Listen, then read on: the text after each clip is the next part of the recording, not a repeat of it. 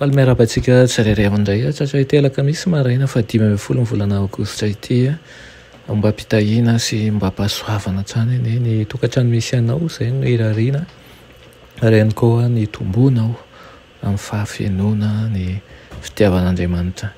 Alohandirantsika ny amin'ny mofonenan'io dia hivavaka isika. Ry Tompoandriamanitra io mbola avy-pisaranao izay satria zava-dehibe tokoa ny fofonena mahavelona izay avy aminao. Misaotra ihany koa ny amin'ny fanahinao masina izay mitaona anay. Andray ny teninao amin'ity maraina ity. Misaotra anao ihany koa izay miambina anay ary manalavitra anay amin'ny zavatra ratsy rehetra. Andray ny teninao izay ankehitriny dia aoka ny zavatra tsara izay avy aminao tokoa no hitoetra ao anatinay. Amin'ny anaran'i Jesosy. Amen. Lohateny mofonenantsika androany dia manao hoe tena sarobidy kanefa maimpoana. Alaina amin'ny Romanina 5:9-10 manao hoe ko tahaka ny nahatongavany fanameloana ho an'ny olona rehetra noho ny fahadisoana iray no nahatongavany fahamarinana ho an'ny fiainana kosa ho an'ny olona rehetra noho ny fahamarinana anankiray. Amen. Tsy misy vola mahavoavidy na saina mahatakatra na ihany koa fahefana mahabaiko an'izany nefa omena maimpoana ho an'izay rehetra manaiky andray azy ny fahasoavan'Andriamanitra be voninahitra. Mety hahatsapany filany nefa ny olona ary hiala amin'ny fitokitena rehetra ka handray ny famonjena toy ny fanomezana.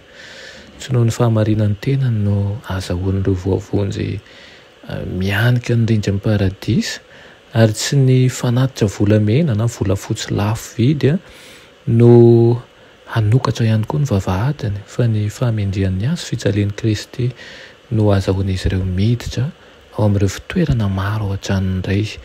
Ny fiononana lehibe indrindra ho an'ny mpanota, ny antony lehibe indrindra tokony hifaliana dia izao: nomeny lanitra Jesosy ho mpamonjy ny mpanota, nanolo tena handihan'ilay tany maso lavaka sy mahalavo any Adama izy mba hifanatrika amin'ilay mpakafanahy ety amin'ity tany-piadiana sy andresy azy ho an'ny olombelona.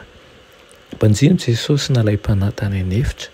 Nifadianina 70 andro sy 70 alina izy niaritra ny famelezana mahery vaika indrindra avy amin'ny herin'ny maizina. Tsy ho an'ny tenany izany fa mba hanapahan'ny fatorany fanandevozan'ny Satana izay mangeja ny taranak'olombelona.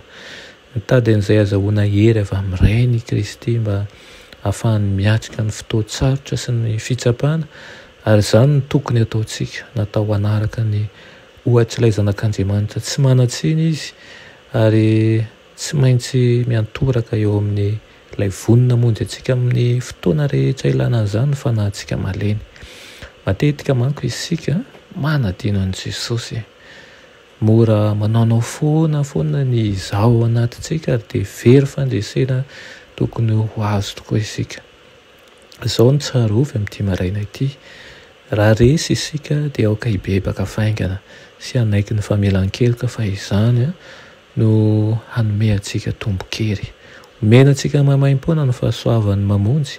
Atolony ho an'izay rehetra mandray an'izany ny famelan-keloka isaky ny misy mpanota anankiray mibebaka dia faly sy mioby ireo anjelin'Andriamanitra.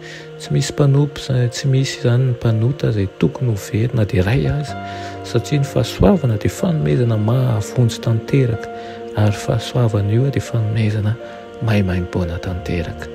Riko tokoa ianao na angataka an'izany fahasoavana izany, handray an'izany ihany koa ary hiaina tahaka ny voavela heloka. Amen. Ry Andriamanitra tsara indrindra, mbola misaotra anao izay ny amin'izany fahasoavanao izany. Misaotra no fanomezanao maimpoana ny zavatra sarobidy indrindra izay sady tsy voavidim-bola, tsy voavidy-karena ary manana tombam-bidy ambony indrindra eo amin'ny fiainanay. Metezana Tompo hanome heriny tsirairay avy. Raha misy marary aminay miaino ankehitriny, irinay tokoa mba ny aretina rehetra ho aminy tokoa ny ho esorinao satria ny fahasoavanao dia tsy lany mamina ary ny herinao dia tsy lany fetrany. Tonoina sy angatahana amin'ny anaran'i Jesosy. Amen.